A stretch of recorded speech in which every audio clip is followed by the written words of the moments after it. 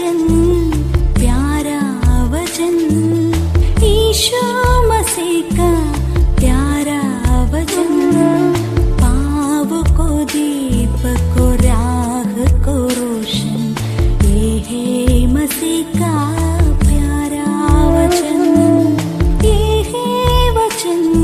परमेश्वर के धन्य नाम की महिमा हो। प्रभात मनन के सत्र 2018 में आप सभी का बहुत ही विनम्रता के साथ स्वागत करता हूँ। आइए आज का मनन के लिए हम पढ़ते हैं इब्रानी अध्याय 10-25। और एक दूसरे के साथ इकट्ठा होना ना छोड़े जैसे कि कितनों की रीति है, पर एक दूसरे को समझाते रह, और जो जो उस दिन को निकट आते देखो त्यों त्यों और भी अधिक ये किया करो। कल हम ये देखे थे कि एक दूसरे के साथ इकट्ठा होना मसीही संगति का भाग है। संगति अथवा फेलोशिप परमेश्वर के वचन की बुनियादी शिक्षाओं में से एक है। प्रेरितों के काम 2:42। यह तभी कोई मुझसे बोला तो नहीं है, लेकिन मैं सोचता हूँ कि कल जब मैंने कहा कि कई विश्वासी लोग कलीसियाई सभाओं से विशेषकर साप्ताहिक बाइबल अध्ययन तथा प्रार्थना सभाओं में अनुपस्थित रहते हैं, तो आप में से कई लोग मुझसे नाराज हुए होंगे। परंतु सच्चाई यह है कि यह प्रस्ताव मेरा नहीं है, बल्कि मैं केवल वचन से उद्धरण कर रहा था। एक बार पुनः आप उस वचन पर ध्यान दीजिए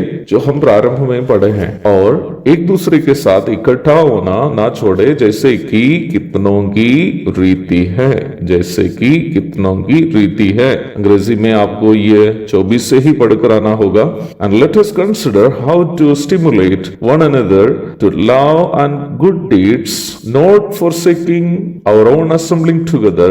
आगे ध्यान दीजिएगा, as is the habit of some, as is the habit of some। कुछ लोगों का ये स्वभाव है। पहली शताब्दी में भी ऐसे कई लोग थे जो कलीसियाई सभाओं का नजरअंदाज करते थे, कलीसियाई सभाओं को वैकल्पिक अथवा ऑप्शनल समझते थे। हाँ, अन्य कोई काम यदि नहीं हो या ऑफिस नहीं जाना हो, घर में कोई मेहमान नहीं हो, तब कलीसिया चले जाते हैं। लेखक इस गलत तरीका की आलोचना अथवा क्रिटिसिज्म करते हुए उन्हें समझा रहा है कि विश्वासियों की आत्मिक संगति एक विकल्प नहीं है, बल्कि अवश्य निर्वाह करने की एक जिम्मेदारी है। संगति शब्द के लिए यूनानी बाइबल में उपयोग किया गया शब्द कोइनोनिया है, जिसका अर्थ तुल्य हिस्से में बांटना अथवा इक्वली शेयरिंग है। विश्वासियों को एक दूसरे के साथ इकट्ठा होना न केवल वचन से समझने और समझाने के लिए है, बल्कि एक दूसरे के सुख और दुख को